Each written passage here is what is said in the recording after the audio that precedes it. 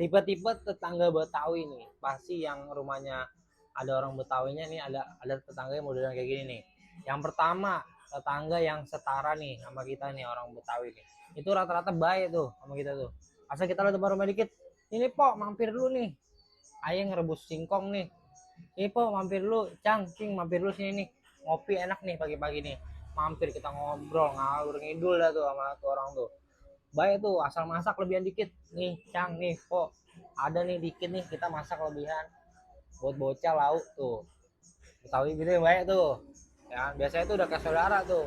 Emang kadang kan orang lain kayak saudara, saudara kayak orang lain begitu modelnya.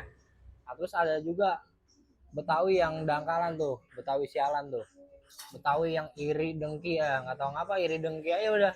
Asal kita lewat depan rumahnya digabrukin pagar, asal kita lagi ngeluarin motor dia nyapu kotak kotak kotak kotak kotak kotak, dikenceng kencengin nggak biar ngapa begitu, kenceng kencengin nyapu. Terus juga asal kita beli barang dikit, segala apa baik gitu dibanding bandingin tuh, pagar digabruk gabrukin ya kan, sampai itu ngomong ini baru nih, itu baru nih, ini bagus punya gua begitu biasanya ya kan. Nggak terima banget kayaknya kalau kita beli apa apa juga, kita maju dikit juga gak terima tuh. Betawi dangkal gitu tuh, tetangga tuh ada model gitu tuh, minimal atuh ya di satu RT tuh begitu.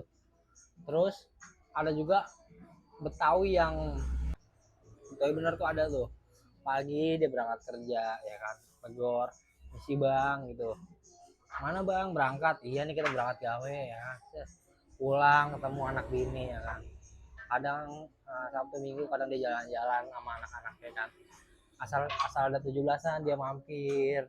17-an nih kita nyumbang paling gede tuh, biasa tuh orang rajin kerjanya, banyak duitnya ya kan, nggak pernah macem-macem bocahnya. Bocah musuh juga kayak kagak, mana baik nyampur dia mah. Kalau di daerah lu kayak gimana nih, biasanya ada tuh model-modelan tuh minimal atuh ya dah.